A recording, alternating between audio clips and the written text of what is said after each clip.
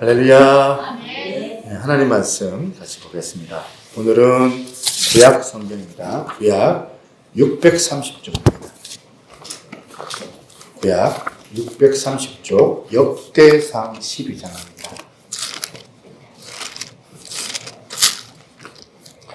역대상 12장 32절 같이 보시겠습니다. 네, 한 절입니다. 한 절 말씀 다 같이 한 목소리로 같이 읽습니다. 시작. 이사갈 자손 중에서 시세를 알고 이스라엘이 마땅히 행할 것을 아는 우두머리가 200명이니 그들은 그 모든 형제를 통솔하는 자이며. 아멘. 네, 우리 옆에 있는 분들 그래도 인사하겠습니다. 네, 한 주 동안 반갑습니다. 잘 지내셨습니까? 반갑습니다. 네. 오늘 본문은 시대 상황 속의 변화라는 제목으로 함께 은혜를 나누기를 원합니다. 저는 예수님께서 십자가를 지셨던 그 당시에 베드로가 생각이 납니다. 베드로가 예수님의 그 신문을 받으시는 그 장면 가운데 3번을 예수님을 부인하고 닭 울음소리가 들려졌을 때에 그 울음소리에 이게 못 견뎌서 지금 뛰쳐나와서 통곡을 했던 그 장면, 그때의 그 베드로가 참 이해가 됩니다. 사나이가 운다는 거, 그 남자가 통곡할 수밖에 없었던 여러 가지 이유가 있겠죠. 여러 가지 복합적인 감정들이 아마 교차가 됐을 건데, 뭐 생각을 해보면 아마 예수님에 대한 좀 죄송한 마음, 이런 마음도 들었을 거고, 여러 미묘한 복잡한 신경이 교차가 됐겠지만 무엇보다도 이 베드로의 이 밑바닥이 고스란히 자기가 감추지 못하고 드러났던 것이 아마 자기는 너무 힘들고 못 견뎠지 않았을까 생각을 합니다. 이전에 그렇게 사람들한테 막 나는 절대로 예수님 배반하지 않습니다. 큰 소리 빵빵 치고 누가 뭐래도 나는 주님은 절대로 부인하지 않는다. 그런 호언장담을 했던 이 베드로였지만 이게 자기가 얼마나 연약하고 부족한지를 몰랐던 거예요. 얼마나 자기가 이렇게 믿음이 없는지를 너무 몰랐는데 그런 3번의 부정, 이 잘못된 이런 자기의 말에 대해서 스스로가 처절하게 그걸 깨닫게 되니까 못 견디는 거예요. 자기 존재에 대해서, 자기 존재에 대해서 견딜 수가 없으니까 그러니까 그 닭 울음소리 가운데 심하게 통곡을 표출했던 것이 아니었겠는가. 여러분, 우리가 살다 보면 하나님께서 때로는 우리 가운데 이렇게 나락으로 떨어뜨리는 경우가 있습니다. 때때로 우리 밑바닥을 다 드러나게 만들고 우리 민낯을 다 보면 보여주게 만드는, 우리가 가장 내가 사람들한테 감추고 싶었던 것들, 내가 가장 수치스럽게 생각했던 것들, 그런 것들을 하나님께서 너무나도 잔인하게 우리 가운데 드러내게 하실 때가 있더라는 사실입니다. 나는 안 보여주고 싶은데 그 상황에서 하나님께서 그걸 다 밝혀내는 거예요. 저와 여러분들 너무나도 잘 알고 있는 다윗도 그렇습니다. 이 다윗이 왕이 돼서 가정이 있는 이런 밧세바 이 여자를 성적으로 죄를 짓고 그거 은폐하려고 막 거짓말을 계속 보태고 일삼지 않습니까?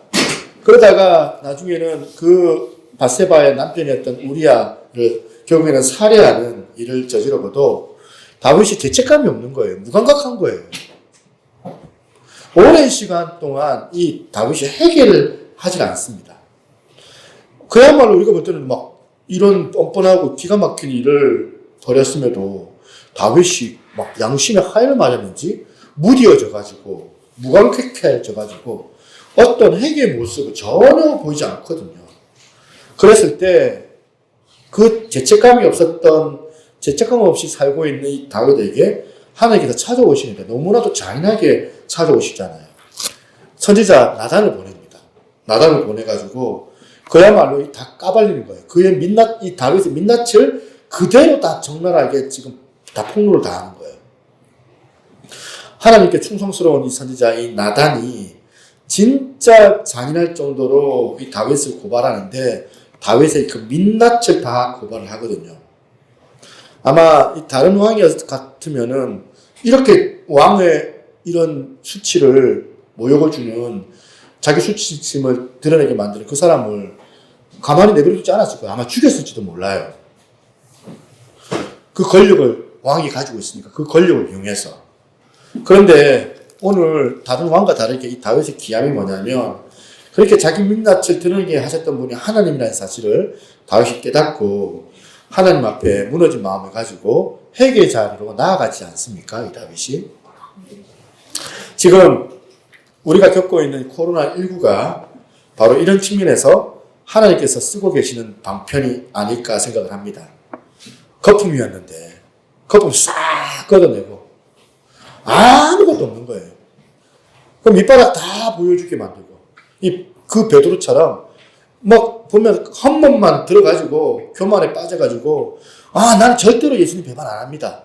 그렇게 자신만만했던 이 베드로 그 밑바닥을 드러내시기 위하여서 이 장치를 그렇게 조치하신 것처럼 어쩌면 그 알량한 그 자존심 가지고 혼자 잘한 줄 알고 저도 보면 그런 때가 있었잖아요.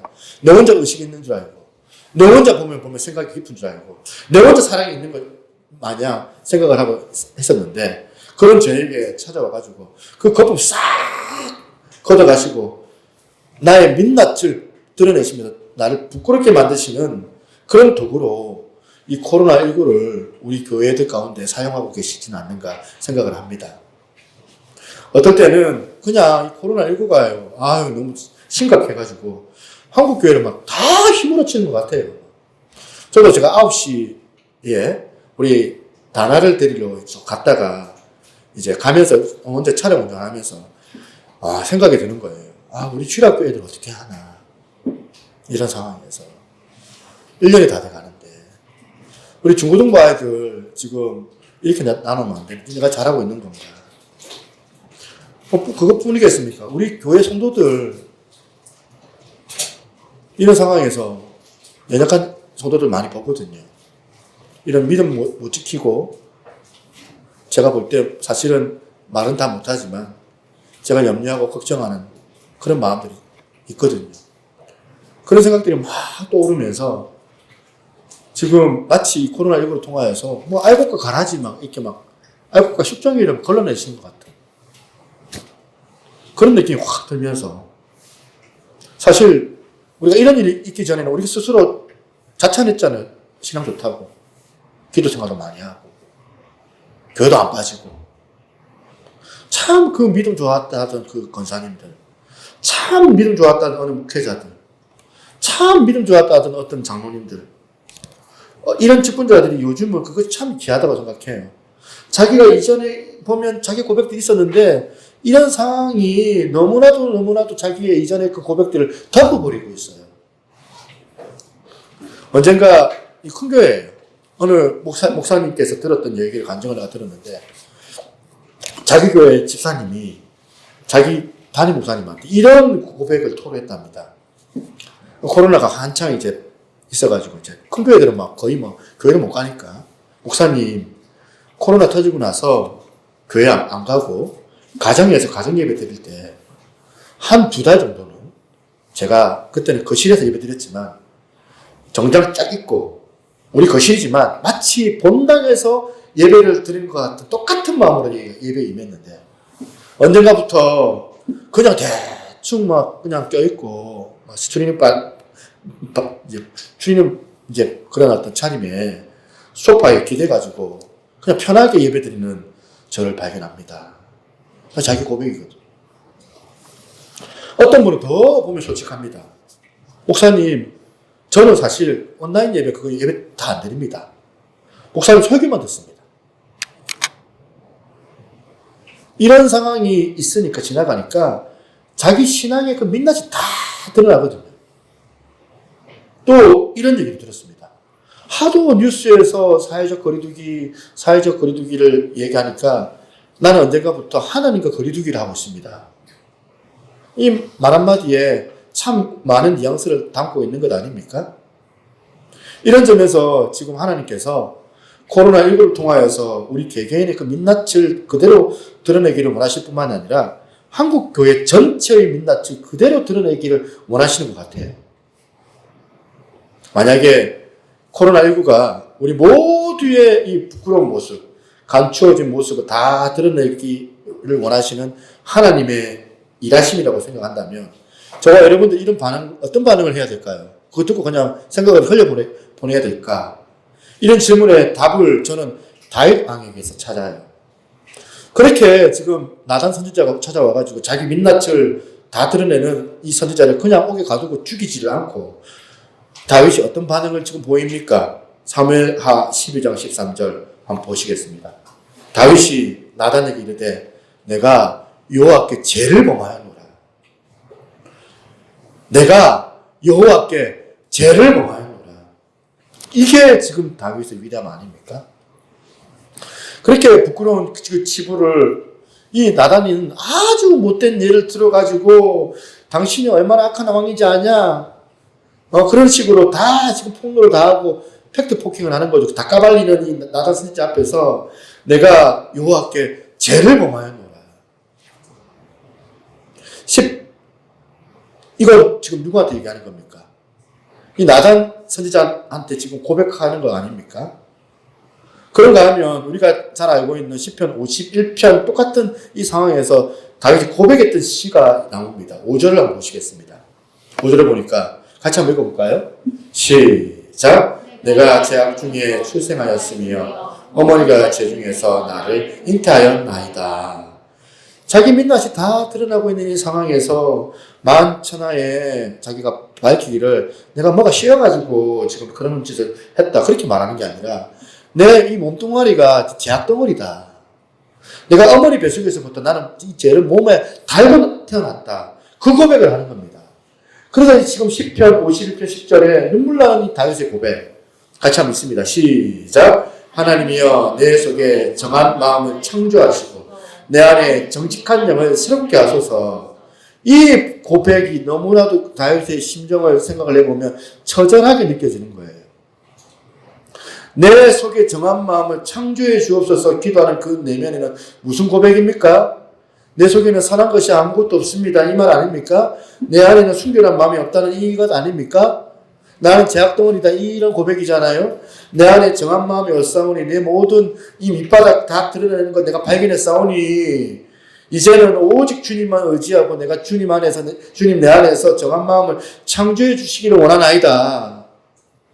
이런 점에서 저는요 우리가 이 다윗에게서 배워야 될 점이 있다고 생각을 합니다. 코로나19를 맞이해서 민낯이 다 들어오는 다 보여지는 이 한국교회의 현실을 보면서 우리는 반드시 이 두 가지가 전제되어야 된다고 생각을 하거든요. 첫 번째는 뭐냐면 고뇌예요. 고뇌. 괴로워야 돼요. 무감각하면 안 돼요. 이런 상황에서 내가 처절한 그런 어떤 마음에 이런 고뇌가 있어야 돼요. 이게 도대체 뭔가? 왜 이런 상황들 가운데 교회들이 왜 이렇게 될까? 여러분 파블로스의 얘기 들어보셨죠? 뭐 어떤 학자들이 이제 과학자들이 실험을 했는데 이 개들한테 먹을 걸 막 주면서 종을 땡 치면 이제 먹을 걸 주고 종을 땡 치면 먹을 걸 주니까 이 나중에는 종만 땡 치면 그 개가요 침을 막 흘리는 거예요. 이게 이제 파블로스 개인데 이 파블로스 개처럼 종만 땡 치면 침을 흘리듯이 주일 오전 11시 땡 되면 습관적으로 예배는 내가 참석을 했는데 예배도 이제 막 자유롭게 드리지 못하는 이런 상황이 되어 버리니까 이제 막 집에서 드려졌을 때 예배가 이게 보면 실제 자기 모습이잖아요. 자기 모습을 보면서 무감각하면 안 되는. 무슨 신호가 땅 떨어지면 침을 흘리는 그런 봉사, 땅 하고 신호가 떨어지면 행하는 그런 예배가 내가 드려왔던 그런 신앙 형태가 아니었는가? 이와 같을 때에 이런 고뇌가 필요하거든요, 여러분. 이거는 내가 들을 얘기가 아니고 저 집사님이 들을 얘기네. 그런 생각하지 마시고 자꾸 보면 저 사람 은혜 받았는데 쳐다보지 말고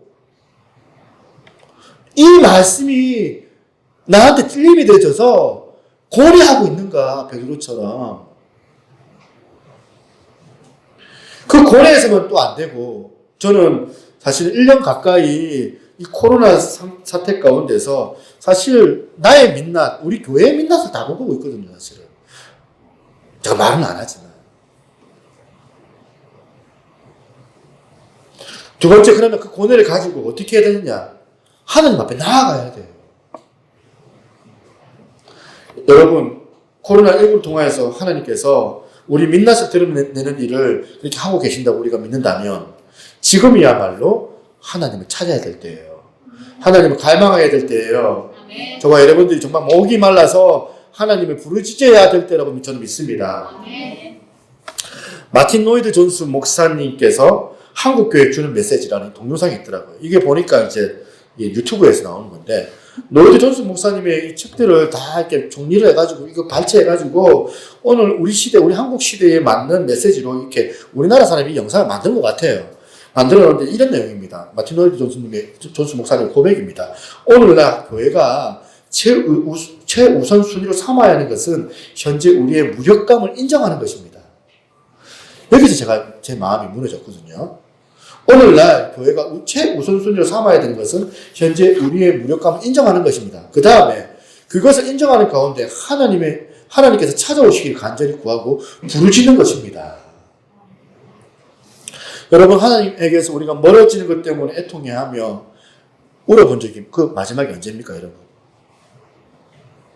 사실 저와 여러분들 사이에 이렇게 우는 법을 잊어버린 사람들이 있습니다. 울어야 될 울 줄을 몰라요. 하나님의 그 영광을 느끼고 너무 기뻐가지고 그 순전한 기쁨 때문에 마지막 여러분, 오늘 그런 하나님의 그 영광을 여러분 경험해 본 사람들은 여기에 과연 몇 명이 있을까? 여러분, 교회가 부흥이 온다면 그 부흥이 오기 전에 필연적으로 오는 현상이 있습니다. 그게 뭐냐면 모든 성도들이 그 부흥에 하나님을 목말라 하는 거거든요. 여러분 어떻습니까? 여러분 얼마나 하나님을 알고 계십니까? 하나님의 그 충만함과 하나님의 그 충만하심과 그 지식에 넘치는 그리스도의 사랑을 여러분 얼마나 알고 있습니까? 얼마나 여러분은 하나님의 그 놀라운 그 일들을 경험하고 있습니까? 그 충만하신 그 사랑이 우리에게 정말 생생한 내 경험으로 내 실제로 다가오고 있습니까? 여러분 안에 그 하나님을 목말라는 그 마음, 그 영광이 나타나기를 그 현현, 그 임재를 갈망하는 그 마음이야말로 부흥을 선행하는 본질적인 요소라는 사실이에요. 노이드 존스 목사님은 오늘 지금 밑바닥을 보여주는 그 민낯을 드러내는 한국교회의 현실을 본다면 이런 말씀을 우리 가운데 선포하고 있는 것 같지 않습니까? 노이드 존스 목사님께서. 저는 그게 너무너무 동의가 되는 거예요. 자기 자신에게 먼저 저와 여러분들 정직해야 되거든요. 다 거품 걷어내야 돼요.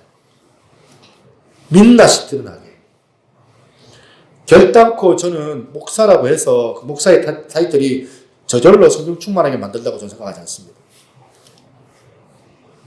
여러분, 목사가요, 자기 자신을 속이면 또 안 되고, 또 성도들을 속이면 또 안 되고, 우리 직분자들도 또 마찬가지입니다. 자기 자신에 대해서 직시해야 돼요.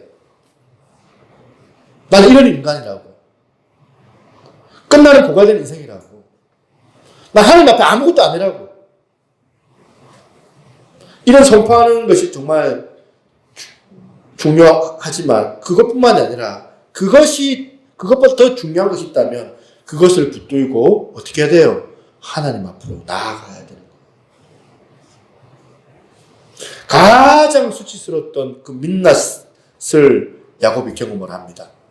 언제입니까? 가장 수치스러운 민낯이 드러났던 그 베델에서 보냈던 그 하룻밤, 그 강야에서의 하룻밤, 돌을 베개하고 그렇게 처절하게 그 짐승들의 울음소리 얼마나 두려워요.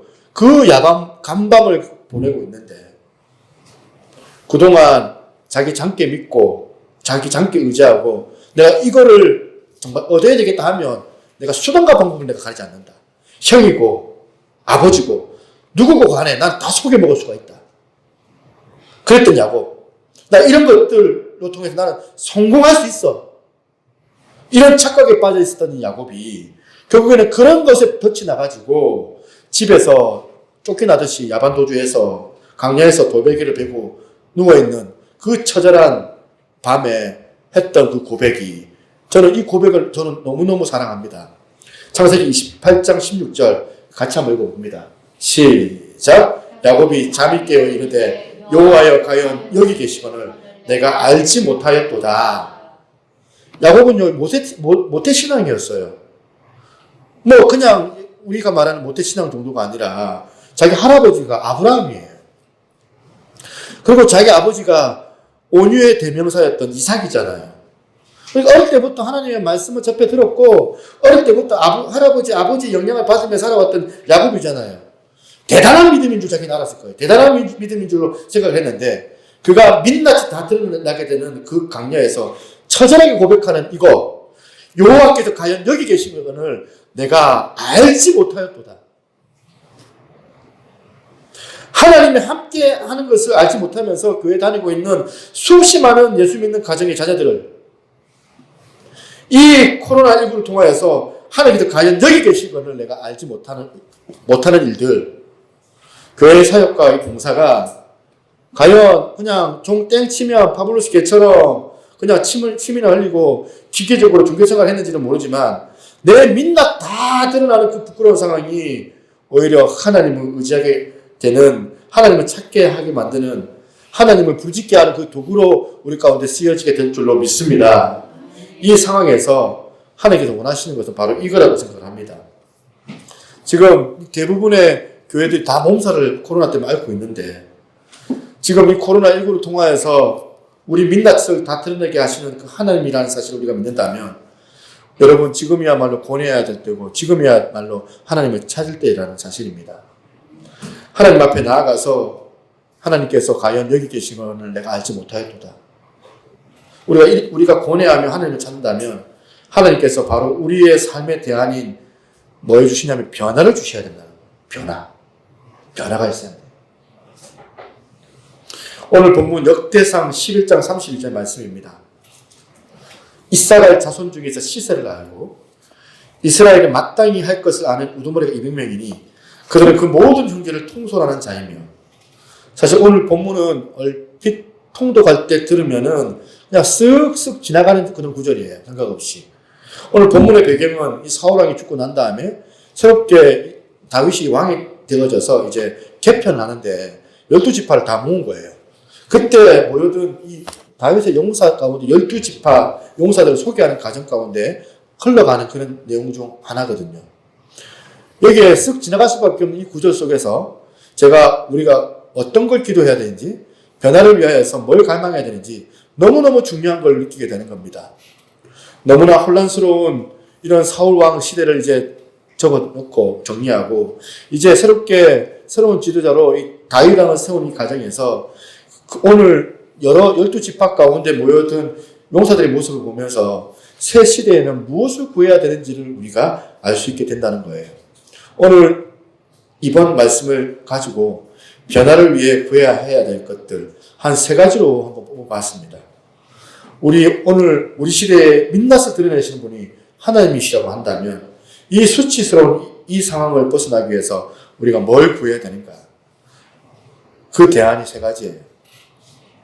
첫 번째가 뭐냐? 시대에 대해 분별력을 가지고 있는 사람. 첫 번째. 시대에 대해서 분별력을 가지고 있는 교회. 우리 교회가 그런 교회가 되게 해달라고 기도해야 되는 거예요. 오늘 본문 역대상 12장 31절 앞부분입니다. 이사갈 자손 중에서 시세를 알고, 여기서 말하는 시세를 알고는 히브리어를 원어를 쭉 번역을 해보면 그 시대에 대한 분별력을 나타내는 표현입니다. 시대에 대해서 분별하는 것. 새 번역을 32절로 한번 보겠습니다. 이사갈 자손의 우두머리 200명이 그들의 모든 부하들을 이끌고 왔다. 그들은 때를 잘 분별할 줄 알고, 저는 이 구절을 읽어보면서 누가복음 12장 5절과 대조가 됩니다. 예수님의 그 당시 종교 지도자들에게 책망하는 그 장면이 나오는데 그게 내 마음 안에 들어오는 거예요. 누가복음 12장 5절에 그 당시 종교 지도자들을 향한 예수님의 책망을 한번 보십시오. 외식하는 자여, 너희가 천지 기상은 분별할 줄 알면서 어찌 이 시대는 분간하지 못하느냐. 어찌 이 시대는 분간하지 못하느냐는 그 당시 종교 지도자들을 향한 주님의 책망이 오늘 나타나 있는 시대에 대한 분별력을 갖추고 있는 이스라엘 이 지파들과 대조가 되는 그런 말씀 아닙니까? 그래서 저는 제 자신을 양심을 가지고 한번 질문을 해봤습니다. 나는 오늘 이 본문에 나와 있는 이사갈 자손처럼 시대를 분간할 줄 아는 민감한 지도자인가? 아니면 예수님 당시에 그렇게 권위주의에 그냥 쩔어가지고 겉모양은 다 갖추고 그냥 보면 허세는 부리고 마치 종교인 마냥 보면 외관상으로는 그럴듯한 목사인데 결정적으로 그들이 시대를 분간하지 못해가지고 오신 메시아 예수님을 못 알아봤잖아요. 예수님을 분간하지 못했던 그 미련한 이 지도자들의 그 모습이 내 모습은 아닌가. 그래서 우리가 무엇을 구해야 됩니까? 하나님, 시대에 대하여 분별력을 가질 수 있는 그런 목사가 난 되기를 원합니다. 시대에 대한 분별력을 갖춘 우리 교회에 모든 성도님들 그런 어떤 의식이 있기를 나는 소망합니다. 그리고 시대에 대한 분별력을 갖춘 그런 교회들로 한국을 잘 세워나갈 수 있기를 소망합니다. 여러분, 다니엘하면 어떤 사람이에요? 이 사람은요, 나라가 없던 사람이에요. 태어날 때부터 나라가 망해가지고 바벨론의 포로로 끌려갔던 젊은 사람 아닙니까?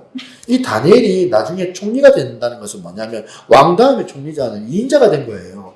2인자가 되면서도 나라가 몇 번 바뀌었는데도 여전히 권력이 바뀌어지는 상황 가운데서도 그 나라마다 필요한 그런 인물로 그 역할을 감당했던 놀라운 인물이 바로 다니엘이거든요. 근데 이 다니엘이 나라가 바뀌었는데도 왜 이 사람은 끝까지 계속해서 총리의 일들을 감당했느냐? 그 비결이 어디서 가능하느냐? 그 비결이 다니엘 1장 17절에 나와 있습니다. 하나님은 이 네 소년에게 학문을 주시고 모든 사실을 깨닫게 하시고 그 다음에 지혜를 주셨으니 다니엘은 또 모든 환상과 꿈을 깨달아 알았더라.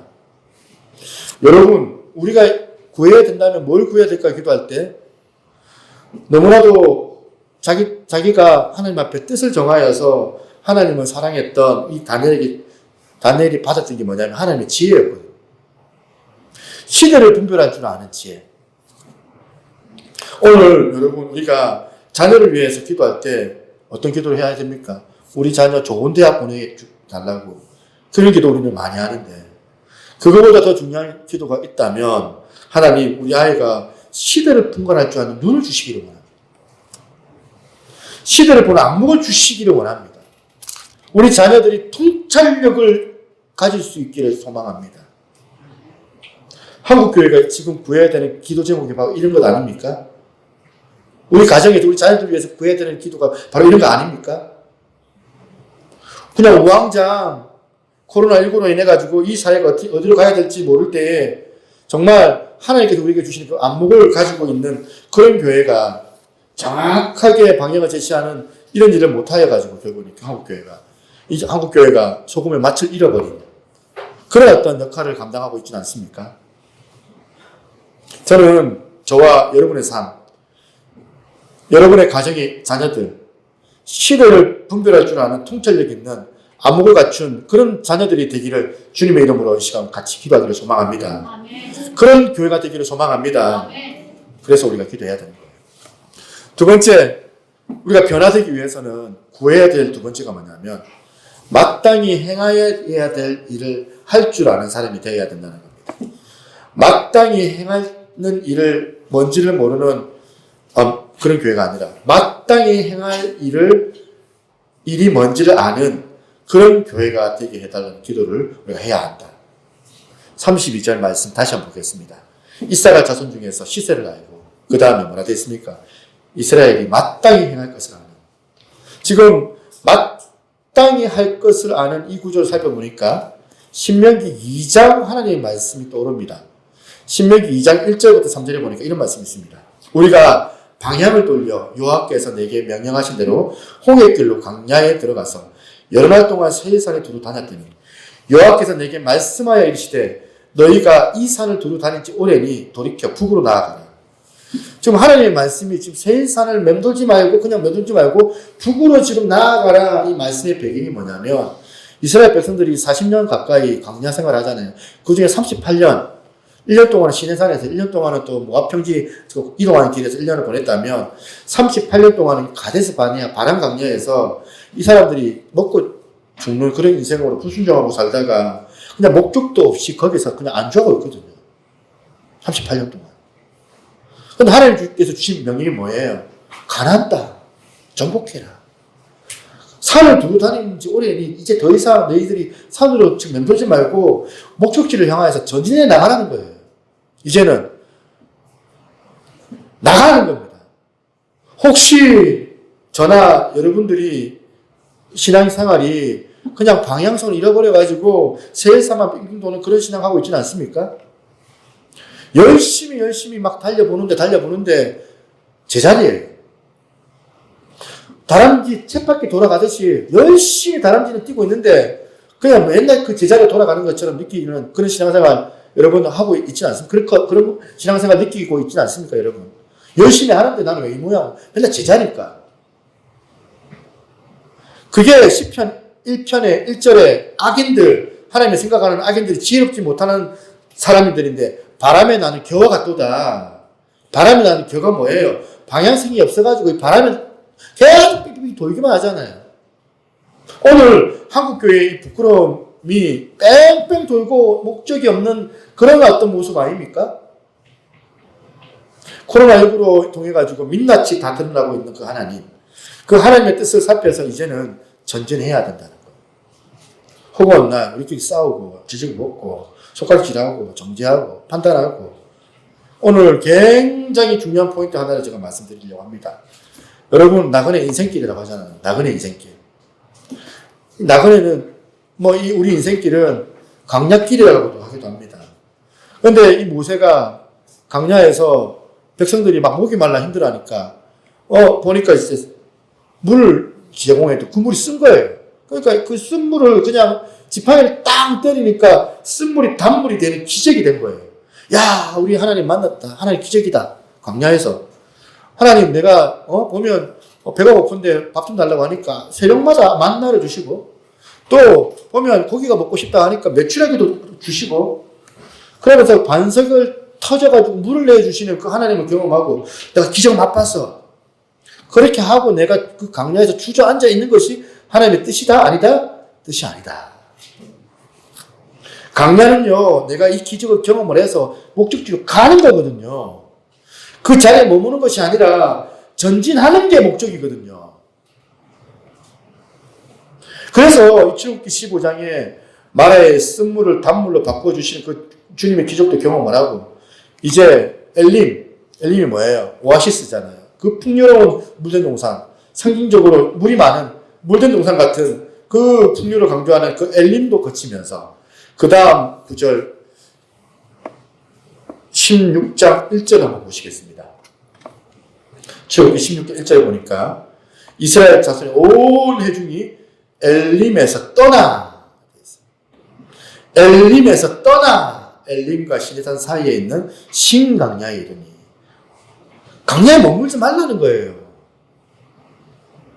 여러분 강야 생활에서 우리가 꿈꾸고 있는 것은 뭐냐? 우리가 기적을 경험하는 게 아니에요. 강야에서 뭐예요? 전진하는 게 우리의 목표거든요. 나아가야 돼요. 삶 속의 기적은 전진하기 위해서 하나님께서 우리에게 주시는 배려거든요. 이 불기둥이 구름 기둥을 따라가고 만나가 메추라기가 막 우리 가운데 주어지고 쓴물을 단물로 바꿔주신 그 기적. 그냥 이곳에서 기적으로 놀라서 한 번 더 보여주세요. 기적 한 번만 더 보여주세요. 네, 한 번만 더 보여주면 하겠습니다. 그러기 위해서 우리에게 기적을 주시는 것이 아니라 힘을 내서 나아가라, 전진하라, 전진. 정말 여기 계신 분들 가운데 조금 죄송한 얘기가 될 수도 있는데 제가 이제 사실은 우리 가정의 어떤 기적들을 조금 한 번씩 얘기를 할 때가 있잖아요. 우리 애가 이제 지난번에 합격을 했다고 하는데 그때는 이제 보면 가지 못할 곳에 이제 가게 됐다 했는데, 요번에 이제 보니까 또 시험을 쳤던 곳에서 발표가 났는데, 또 이제 합격을 2번이나 또 한 거예요. 그래서 제가 이제, 나는 전문대 나와가지고, 4년제도 못 가가지고, 전문대에서 막 뻘뻘거렸던 기억도 나고, 또 재수도 하고, 또 신대원도 막 2번이나 실패하고 3수도 해보고. 나는 그런데 우리 애는 막 보니까, 합격을 세 군데나 해가지고 막. 그래서 내가, 뭐 이런 일이 다 있노? 이 생각이 듭니다. 이런 일이 다 있노. 그러니까 이번 주 한 주간은 막, 그냥 막, 나도 모르게 막 웃음이 나오고 막 기분 나쁜 일이 있어도 그 생각하면 기분이 좋아지고. 우리 애가 뭐, 실력이 좋은 애가 아닌데, 교만할까봐 내가 걱정도 되고. 이렇게 보여주시는데. 이거 보여주는 게 뭐냐는 거예요. 이 생각이 드는 거예요. 이거 보여주는 이유가 뭐냐는 거예요. 거기에 안주하고 주저앉아 있으라는 게 아니고, 나아가라는 거죠. 더 열심히. 제가 어성경을 제가 이제 하고 있잖아요. 또 뜻하지 않게 YRG를 제가 맡았어요. YRG 제가 팀장, 사역장입니다. 그러니까 이제 이 부산 지역에 제가 지금 중고등부를 청소년부를 제가 맡고 있는 거거든요. 실제적으로. 서부산 지역에. 그런 어떤 제가 자부심이 있거든요. 근데 뭐 일을 벌이는데, 교회는 지금 계속, 지금 막 코로나 때문에 일하고 있지. 제가 교회 열심을 해야지, 내가 와야지 열심히 하면, 1순위는 난 무조건 교회입니다, 나는. 근데 또 보니까 또 고3이다 보니까 막, 고3 뭐 신경을 다 써야 되는. 이러면 제가 뭐 교회에 와야지 아무것도 못 합니다. 그러니까 이제, 정시 때도 더 일해야 되니까. 그냥 막 합격시켜주고, 니 열심히 해라. 이러는 것 같은 거예요. 이제 거기 이제 신경 끄고, 애는 내가 책임질 테니까.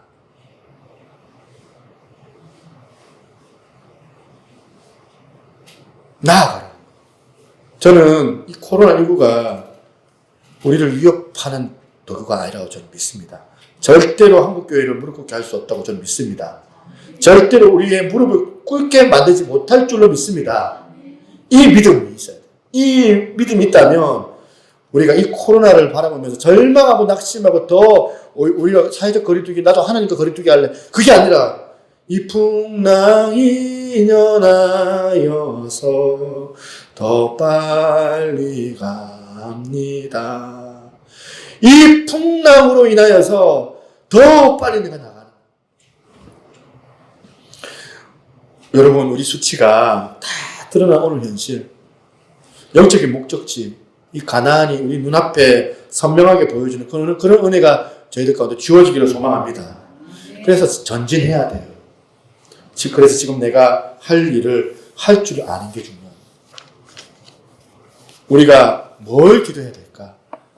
우리 교회가 마땅히 해야 할 일을 아는 사람, 마땅히 그것을 실행하는 사람, 지금, 나중이 아니라.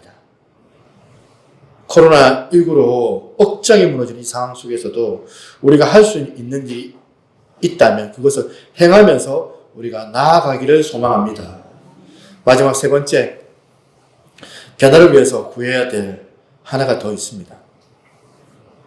시대와 사회의 명령에 행사할 수 있는, 시대와 사회의 영향력을 행사할 수 있는 사람이 되자고 우리가 기도해야 된다는 거예요. 본문 마지막입니다. 32절. 이스라엘 자손 중에서 시세를 알고 이스라엘이 마땅히 할 것을 아는 우두머리가 200명이니 그 다음 보세요. 그들은 그 모든 형제를 통솔하는 자며. 제가 이 말씀을 묵상하면서 막 나왔던 기도가 이거예요. 하나님, 제가 우리 교회, 새누리교회 성도들을 잘 이끌어낼 수 있는 그런 목사가 되게 하여 주시기를 원합니다.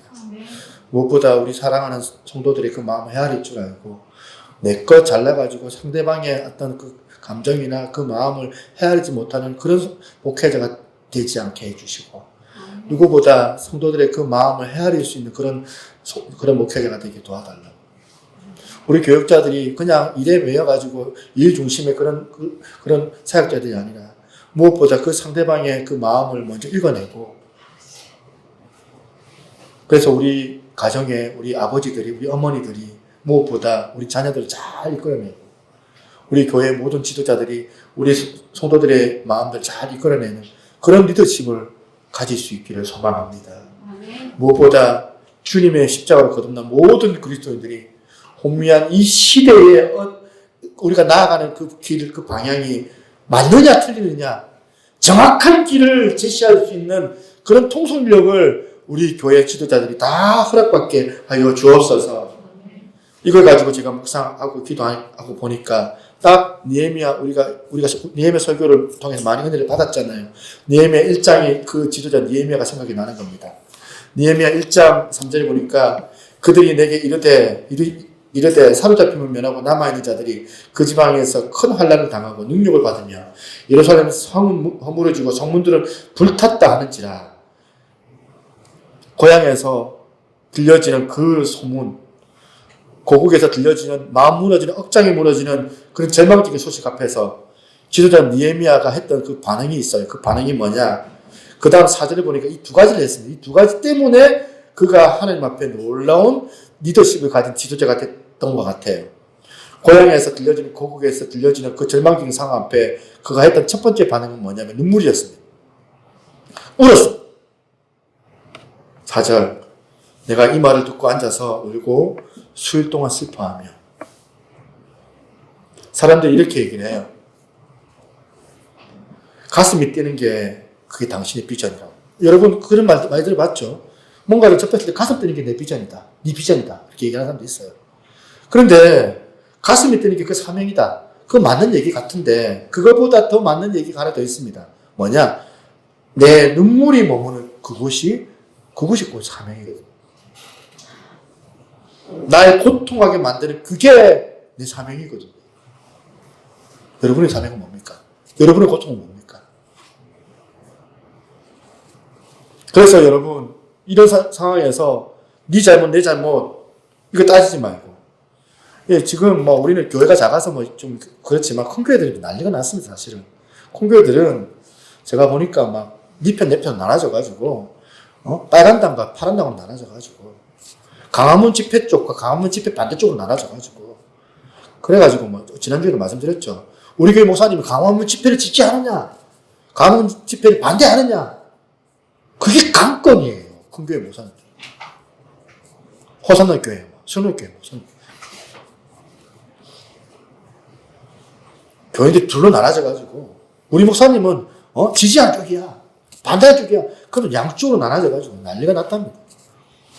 이게 한국교회 민낯입니다.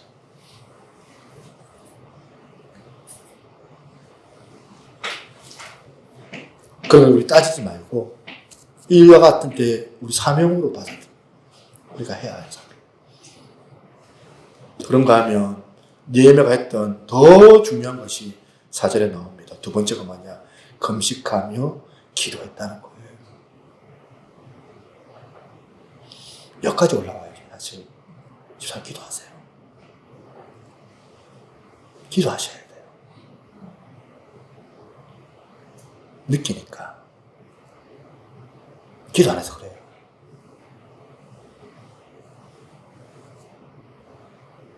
혹시라도 상처가 될까봐 제가 말 못하고 혹시 또 내 상황과 비교가 돼가지고 상대방이 상처를 받을까봐 조심스럽고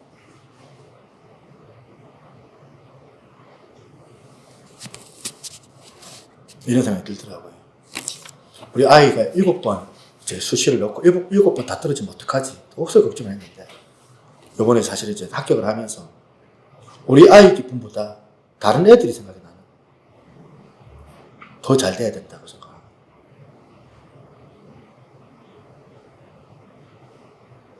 우리 아이만 잘 되지 말고 우리 교회 모든 아이들이 다 잘 됐습니다.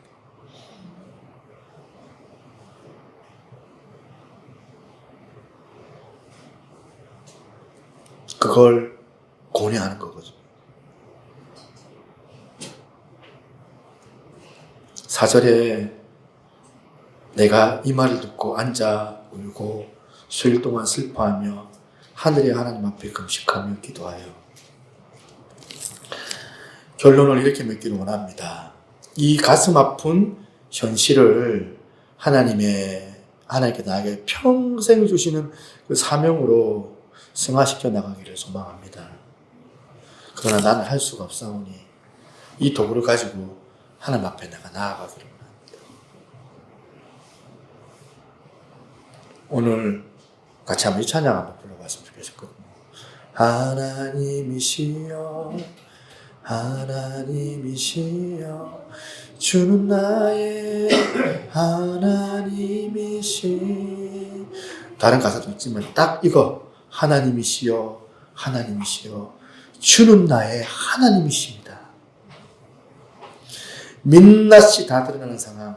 그래서 내가 했던 그 열심, 내가 했던 그 열정, 내 모든 것들이 다 소진되었다 하는 그 현장에서도 나는 인정하는 거예요. 하나님이시여 하나님이시여 주는 나의 하나님이십니다. 이런 고백. 우리 삶의 처절한 현실 이거 앞에 이 찬양 부를 때에 성령님이 오늘 우리 가운데 위로하여 주시고 우리의 마음을 위로하여 싸매어 주실 줄로 믿습니다. 아멘.